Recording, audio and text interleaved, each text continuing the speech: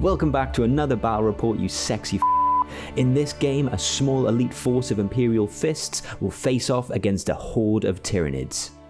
If you like this kind of content, make sure to like, subscribe, and share the video. Cheers.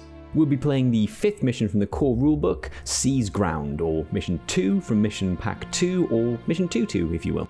Albeit with a slight twist. Mission rules state that at the end of each turning point, each objective marker you hold is secured. Secured means that even if you're no longer within circle of the objective, you still control the objective until it is claimed by an enemy operative. Now with that stated, today's game acts as if that was completely overlooked, and this was of course completely intentional. At the end of the game, I might review what might have happened if the mission was played as intended. Anyway, whoops. The mission is scored as follows. At the end of each turning point, you score 1 victory point if you control 2 or more objectives, 1 victory point if you control more objectives than your opponent, 1 victory point if you control any objectives in your opponent's kill zone half, and 1 victory point if you control 2 or more in your opponent's half. That's the mission. Now let's look at the teams, starting with the Space Marines. Today's Space Marine kill team is drafted from the Imperial Fists, defenders of terror and haters of knock-knock jokes. I'm running a tactical Marine fire team, which if I'm using Firstborn, why not Deathwatch, but anyway, I wanted to give it a try. Leading the kill team will be the Tactical Marine Sergeant. Bold and beautiful, he'll be equipped with a power weapon and the Inferno pistol. Not the Inferno pistol. He took the last one.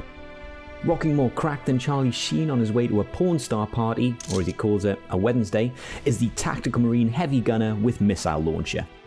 Feels like an old favourite from the last edition, but no less deadly in the shooting phase is the Tactical Marine Gunner, and he's going to be armed with a plasma gun.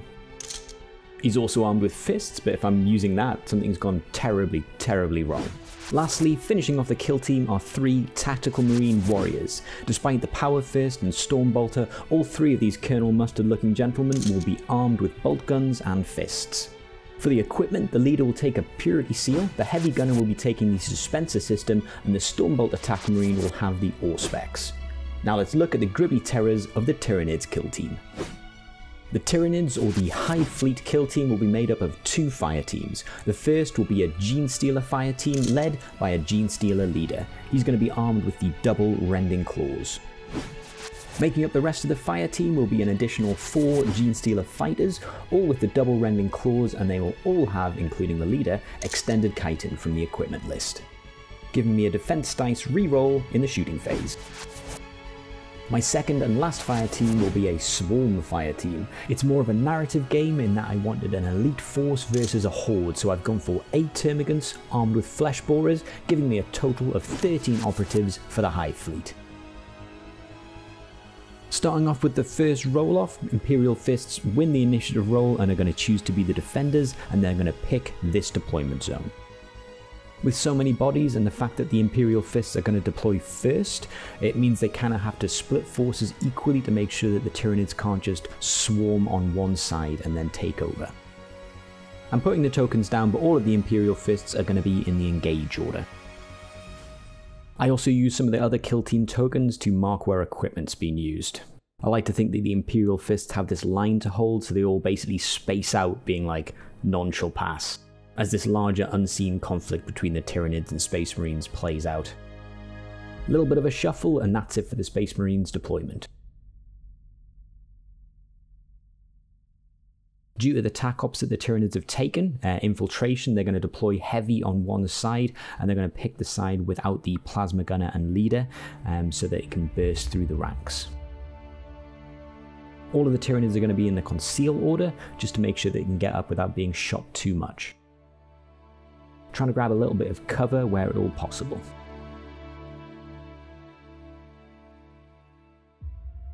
Both sides are going to take recon for that free dash, which means the Tyranids will retain initiative.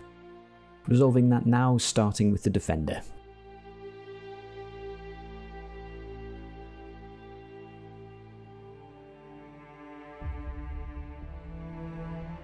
That's the deployment done and the scouting phase resolved, so we're going to move on to turn 1 proper.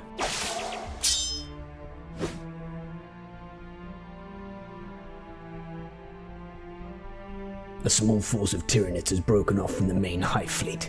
Compelled by the Hive mind, they surge towards a long-ruined Imperial city. Their mission unknown. Diverted from the main assault, an elite group of Imperial fists will intercept the force. Sergeant Agestus leads Fire Team Kappa. They have one goal. Suffer not the Xenos to live. Turn 1 strategy phase, both sides are going to get 1 CP. Starting with the Tyranids, we're going to look at what tac ops they've taken. They're choosing the infiltration archetype for this mission as that fits thematically with what they're trying to do. They've chosen Implant, Behind Enemy Lines and Interloper as their tac ops. For the Interloper tac op, they're going to be choosing this Termagant as their Interloper. Let's call him Bob. Space Marines have gone with the Seek and Destroy archetype and have taken Headhunter, Execution and Deadly Marksman. The Heavy Gunner will be the marksman for this. No strategic ploys are going to be used, so we move on to the firefight phase. Starting with the Tyranids, and I'm going to move some Termagants. They've got a group activation of 2, so you move 2 for every activation because, you know, they just can't go anywhere without each other. Slow down, Jack. They're both going to move and dash towards Objective 1, tucking in behind some cover in the conceal order. Imperial Fists make a bit of a blunder. This Plasma Gunner could have moved to get clear line of sight on the Stealer, but it was missed. You should always double check line of sight if you're trying to keep your models concealed. Instead, this TAC Marine Warrior is just going to move onto Objective 3, move, dash and then pass, making sure he's still within range of the objective. Something I do incorrectly for the Genestealers in this game is assume that the free dash they get is totally free. However, as per the rules, free actions still count towards the single use rule for all actions, so as a result I would not have been able to double dash the Genestealers like I do. If I'm honest, this didn't actually feel overpowered at all and makes them faster than a normal Marine instead of equally as fast, which I sort of think they should be. Anyway, just to remember that a free action doesn't mean you can perform that action twice in an activation. Plasma Gunner moves on to Objective 5, and then these 2 Termagants are going to move towards Objective 4.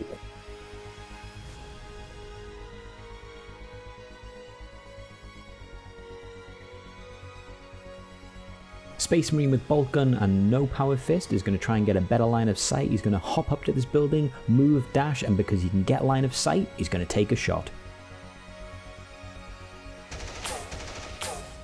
4 attacks with the Boltgun, hitting on 3s. Gets a hit and a crit, but the Genestealer makes all of his 5-up saves, so he's going to use 1 to cancel out the normal and 2 normals to cancel out the crit. Genestealer is then going to move into this small bit of cover here, but it's enough because he's obscured. And this is me struggling at life. This Marine does have line of sight, but he's in cover. Sergeant Agestus now is going to move towards this Genestealer to get within range of his Inferno pistol. He's going to move and dash because I think he's just out if it's a single move, and then shoot. He's within circle of the shooter, so he has no cover. Because he's a Sergeant, it's going to be 4 shots hitting on 2s. All 4 hit, but no crits. It's AP2, but the Genestealer has a 5-up Invuln save. Makes an Invuln, but I get a reroll with Extended Chitin, which I almost forget about. Because I make the Extended Chitin save, I'm going to use a reroll to see if I can save the other. And I make the save so only one of those shots goes through for 5 damage, leaving the Genestealer on 4 wounds remaining. Back to the Tyranids now, and these 2 Termagants on the right are going to move towards Objective 6. Grabbing cover where they can, they're both obviously still in the conceal order. TAC Marine here is going to move so that he can get line of sight on the Termagants on Objective 1, and he's then going to shoot. Imperial Fists haven't used Bolter Discipline, so can't fire twice, and he will have 1 activation after this, potentially a mistake. Hits all 4 times and gets a crit. Has a 6-up save but doesn't make any, so that's 13 wounds going through. With only 7 wounds and a 6-up save, it's pretty likely that every time a Marine shoots, he's going to kill a Termagant. He's then going to use his last activation to dash onto the objective. Back to the Hive fleet, and these 2 Termagants are going to activate together, including the Interloper, and march forward, keeping the Interloper at the back. Both are going to move and then dash, obviously still in the conceal order. Heavy Gunner is going to pass his turn so that he can remain on the vantage point. This Genestealer is just going to move forward onto the objective. Onto Overwatch activations, and the Sergeant's going to fire. Hitting on 3s now, and that's a hit and a crit. 5-up Invuln saves. Gets a crit and gets to reroll, and it's still just the 1, so it's going to stop the mortal wounds and the critical damage, but there's still enough damage going through on the normal to take the genestealer out. Making use of the illegal double dash, the genestealer leader now is going to stalk towards the sergeant, sensing prey worthy of his skills. No more opportunities for Overwatch, so this genestealer is going to move towards objective 2. And that's the last activation of this turn, so let's have a look at what's happened. Here's a quick recap of the movement that's happened. Both sides are spreading out across the battlefield, making sure they are securing objectives in their half. Tyranids have secured the 3 objectives in their half, as have the Imperial fists. Both sides control 2 or more objectives, so we'll be getting 1 victory point each at the end of the first turn. At the end of the turn, the Imperial fists are going to reveal the TAC Op execution. And with that, let's move on to turn 2.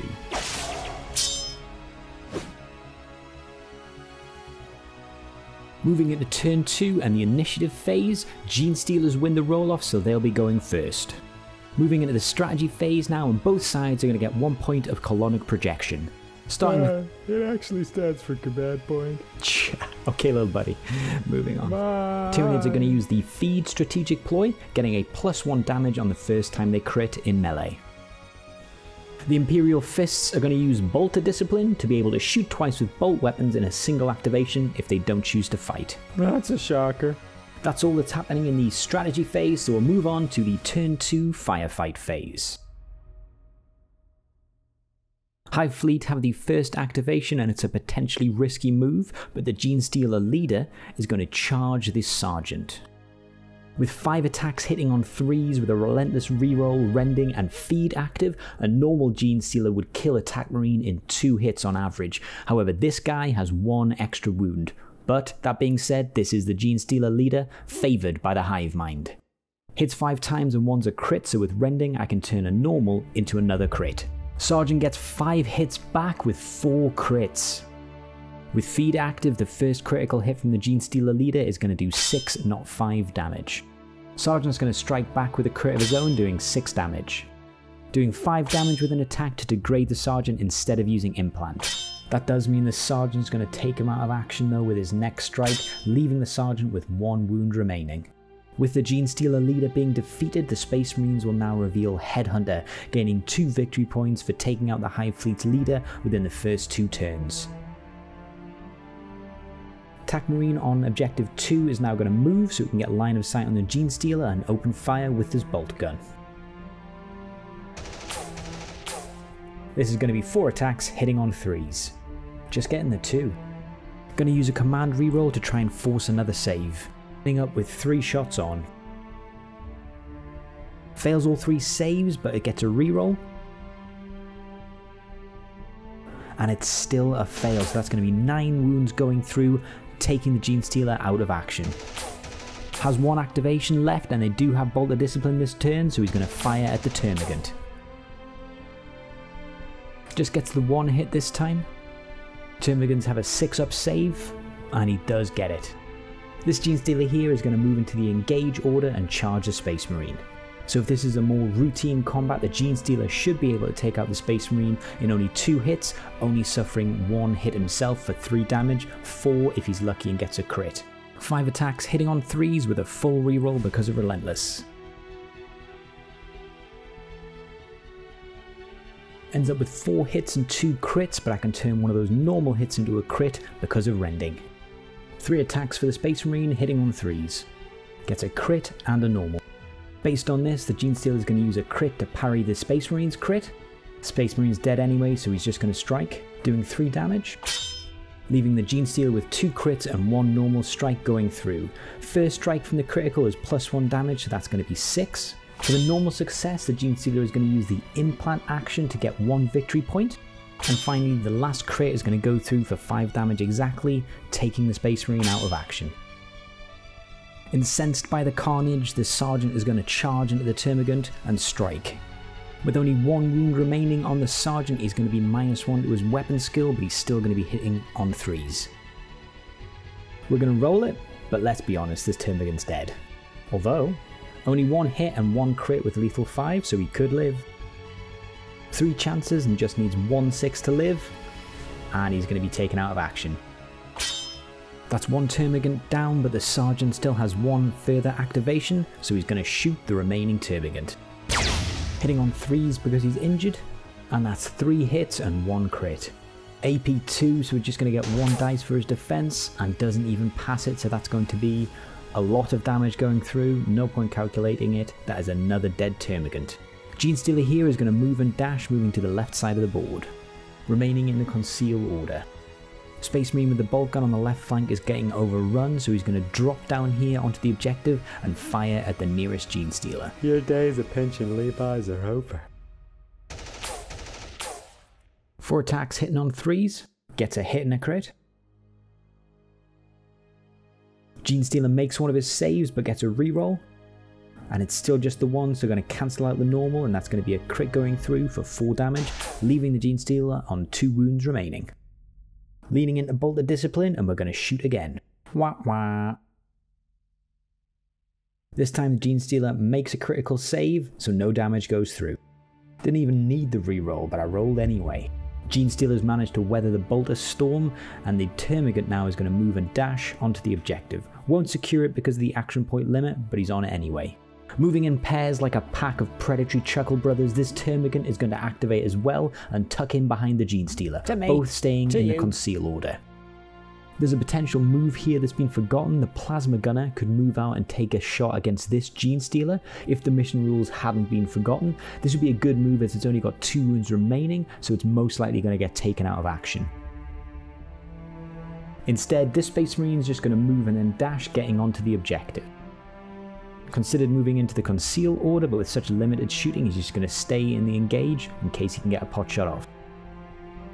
Termagant on objective 1 is just going to pass, staying in the conceal order, and for the second activation, this Termagant here is also just going to move a little bit, staying in the conceal order. Plasma Gun is then going to move and then dash onto objective 3, just getting closer to where the action is. Last activation for the Tyranids now, and the remaining Termagant is just going to pass his turn, remaining in the conceal objective. That throws it back over to the Space Marines, and the Heavy Gunner is also going to pass, staying up on the vantage point. And that's the last activation, so it's the end of a turn, so let's just quickly review what's happened. The Tyranids commit to an assault on objective 2, and the Sergeant has stormed the right flank, taking out 4 Gribblies as he carves his way through their lines. The Tyranids lose control of objective 6, and as a result will only score 1 victory point to this turn, with the Imperial Fists scoring 3. And with that, let's move on to turn 3.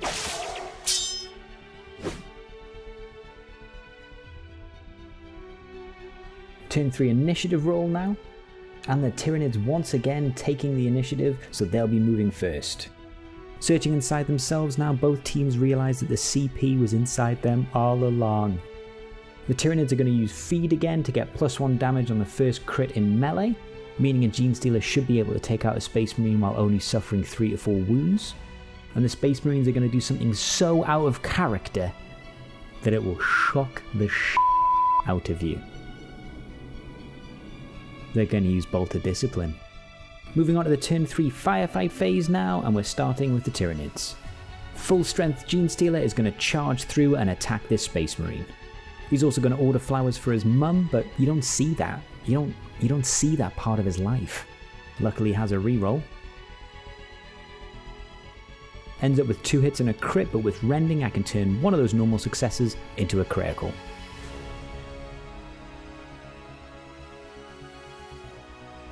Space Marine isn't messing about, gets 2 criticals and a normal success. Needing to work towards more VP, the first attack is going to be an implant. Space Marine's then going to parry the crit, and the Genestealer is then going to attack with the last crit, doing 6 damage, and that leaves 2 attacks, 1 crit, 1 normal, going through for a total of 7 damage on the Genestealer.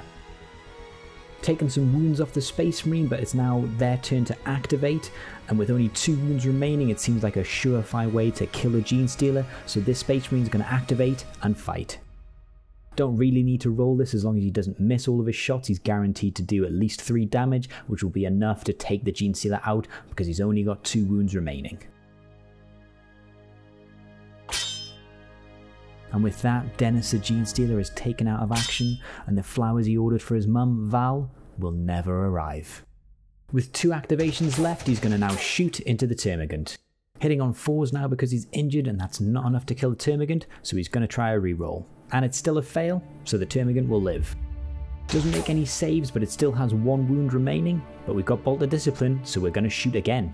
Gets 2 crits this time, and the Termagant only makes 1 save, so that's going to be enough to take him out. Time to clean up this flank, and the wounded Genestealer is going to charge and attack. Hitting on 4s now, but with Relentless it gets to reroll them all. Ending with 2 crits and 2 hits, but because of rending that's 3 crits and 1 hit. It's a token gesture, really. The first attack from the Genestealer will kill the Space Marine regardless of what he rolls. Out in the open now in the engage order, and the Space Marine Heavy Gunner is going to move and fire, making full use of the Suspensor system. Not to be confused with the Suspender system, which he uses to keep his underpants secure. 4 critical successes with a crack missile. It is AP 1, but we're looking for 5-up invulnerable saves. Just the 1 save made even after the reroll, so that's 3 criticals going through. I'll just get Rayman in to help calculate how much damage that is. It's a lot. With that kill, the Space Marines are also going to reveal Marked for Death. This Termagant that happens to be the Interloper is going to move and then dash, staying in the Conceal order. And for his group activation, this Termagant is just going to pass, staying in Conceal. Space Marine on Objective 5 is just going to pass.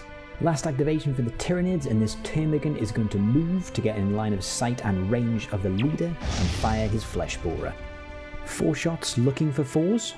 Leader has a 3-up save, does fail 1, but I'm going to use the Purity Seal. And he gets it. Fails to do any damage, so we're going to use 1 CP for Aggressive Biostrain to redo the shooting. Gets 2 hits. And that's double 1. Technically, I think you can blow 2 CP to reroll both using command reroll, as it specifies rolling 1 dice at a time, but I'm going to let him go gracefully. Last activation, and the Plasma Gunner is going to pass. Here's a quick recap of what happened in the turn. Not a lot of movement for the Imperial Fists, and the Tyranids have broken out for the left flank. Space Marines lost these 2 objectives in the rules we're playing, so it goes back to 2 apiece, so it's going to be 1 victory point for both sides at the end of turn 3. And with that, we'll move into the final turn. Turn 4 initiative roll. Tyranids continue their trend, winning initiative. They'll be going first. Moving on to the strategy phase now, and both sides are going to get 1 CP, and then we'll move on to the Tyranids. They're going to reveal their tac op behind enemy lines, as they have an operative in the opponent's drop zone, and they're going to get 1 victory point. Not playing any strategic ploys, and we move on to the Space Marines, and they are of course going to once again use Bolt of Discipline for 1 CP. It's the start of turn 4, and the Termagant Interloper is going to move to the edge of the board and then use the specific action Interlope, getting the Hive fleet 2 victory points. For the second group activation, this Termagant is just going to pass, staying on the objective. Finally taking action, the Plasma Gunner is going to move and dash, so he's within the objective 1 range and line of sight for the other Termagant on objective 4. And then he's going to shoot. Not overcharging with this, and that ends up as 2 hits. AP 1, so there's just 2 dice thrown at this and both fail, so that Termagant is taken out of action. With only the 1 Termagant left to activate, they're going to move and dash to get him back onto objective 4. Rounding off the last 2 activations of the game, the Heavy Gunner is going to move onto objective 3, and the Boltgun wielding Space Marine to his right is just going to pass. That's the end of the turn, so let's have a quick recap of what's happened. The Tyranids did manage to tie up the score, but there's going to be some last minute VP awarded at the end of the game. At the start of the turn, both sides held 2 objectives, but at the end, Tyranids only hold 1 and the Space Marines hold 3, so that's going to be 3 victory points to the Space Marines and no victory points to the Tyranids. At the end of the battle, the Space Marines are also going to score 2 victory points for execution, having killed more enemy operatives than friendly operatives were incapacitated during 3 or more turns. So even though the scores look tied at the end of turn 4, much like a heavily biased wizard headmaster, last minute points have given the victory to the boys in yellow. So looking at the Tyranids, the list wasn't ideal of course, and it was much more narrative theme, Horde versus Elite, but having used genestealers now, I think a full list of like 10 of them would probably have done a lot better than the mixed team that I used.